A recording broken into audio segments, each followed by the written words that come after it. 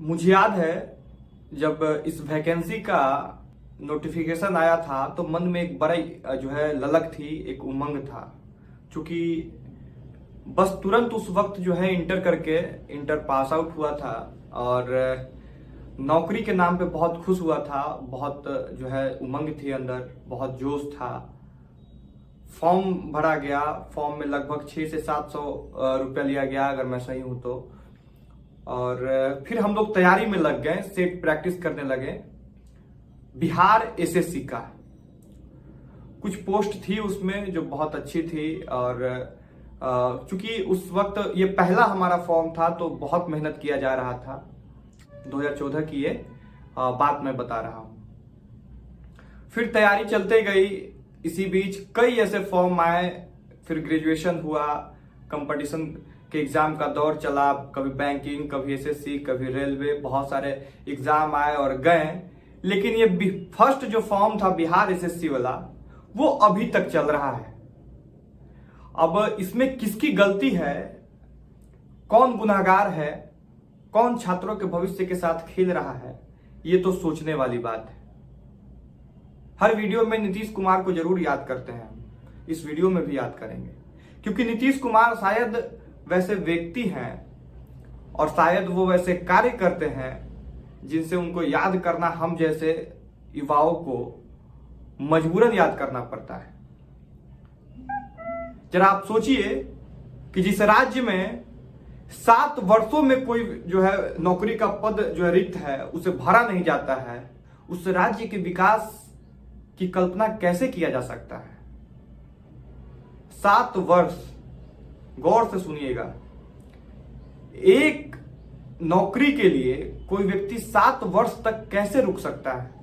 न जाने कितने छात्रों की शादी हो गई, न जाने कितने छात्रों की जो है उम्र खत्म हो गई, न जाने कितने छात्र जो है मजबूरन घर को छोड़ के दूसरे राज्य में कमाने चले गए, न जाने कितने ऐसे छात्र आर्थिक कमजोरी की वजह से पढ़ाई बिल्कुल छोड़ दिए।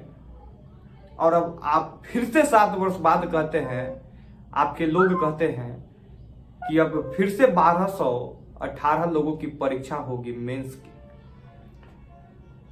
जरा आप सोचिए कि जो लोग पढ़ाई वर्षों पहले छोड़ चुके हैं उनसे आप फिर से परीक्षा लीजिएगा, वो भी तब जब आपकी एक बार परीक्षा हो चुकी है, जब एक बार पूरा प्रोसेस लगभग अंतिम दौर में चला गया है, टाइपिंग हो चुका है, मेन एग्जाम हो चुका है, बच्चे इंतजार कर रहे हैं कि टाइपिंग का अब रिजल्ट आएगा, अब ज्वाइनिंग होगा, मतलब अंततः 6 वर्षों में बीएसएससी फाइनल करने जा रही है रिजल्ट। लेकिन 7वां वर्ष फिर से उन सभी उम्मीदों पे पानी फिर जाता है।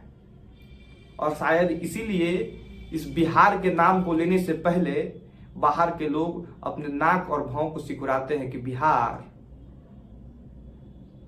और इसकी वजह आप सोचिए नीतीश कुमार जी, आप सोचिए कि आपके राज्य में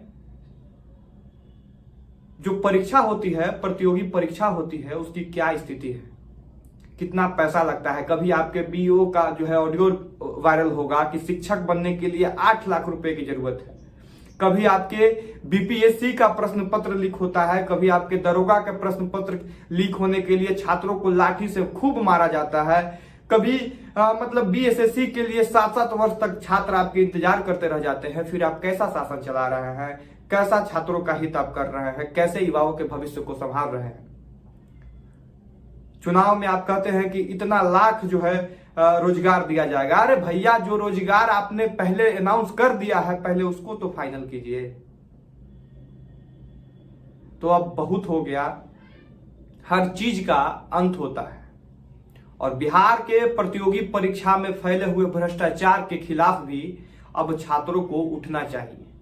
कहीं ना कहीं मेरे और आप लोग जो देख रहे हैं, हम सभी के कमजोरी का फायदा नीतीश सरकार और जो राज्य में जब भी कोई भी जब सरकार होती है उनके द्वारा उठाया जाता है।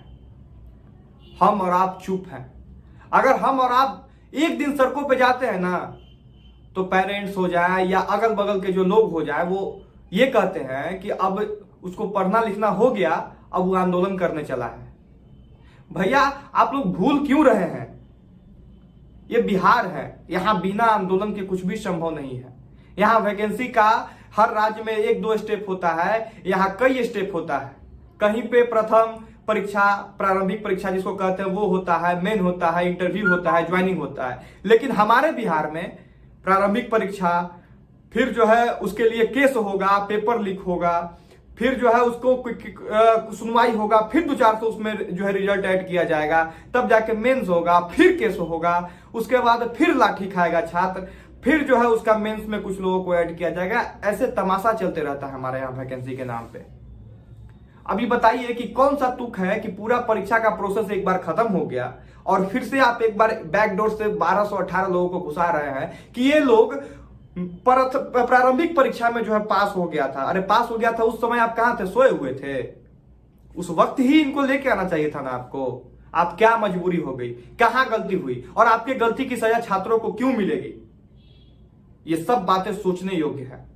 और आप तमाम छात्रों से हम कहेंगे कि कुछ भी नहीं आप कर सकते हैं ना, कम से कम इस तरह का जो भी आपको वीडियो मिले जिसमें बिहार के प्रतियोगी परीक्षाओं की चर्चा हो, उन वीडियोज को कम से कम शेयर कर दीजिए। यही आप आंदोलन समझ के जो है लोगों को जगाने का काम कीजिए। और अंततः इस वीडियो को खत्म करने के साथ मैं ये कहना चाहूंगा कि आप तमाम छात्र जो है आगे आए और इस तरह के बिहार में प्रतियोगी परीक्षाओं के खिलाफ जो बड़ा भ्रष्टाचार है उसके खिलाफ आवाज उठाएं, लड़ें और अपने अधिकार को प्राप्त करने की हर संभव कोशिश करें। बिहार में इस तरह से अगर प्रतियोगी परीक्षा होगी, कोई घूस दे के नौकरी करने आएगा तो आगे भी घूस लेते रहेगा।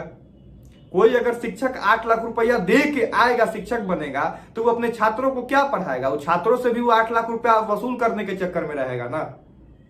इसलिए कम से कम प्रतियोगी परीक्षा में जो भ्रष्टाचार फैला हुआ है उसके खिलाफ आवाज उठाइए। और नीतीश कुमार जी, आपसे हाथ जोड़ के मेरा विनती है कि प्रतियोगी परीक्षा में जो है गड़बड़ी की जांच करके उस पर कार्रवाई करें और छात्रों के भविष्य के साथ मत खेलें।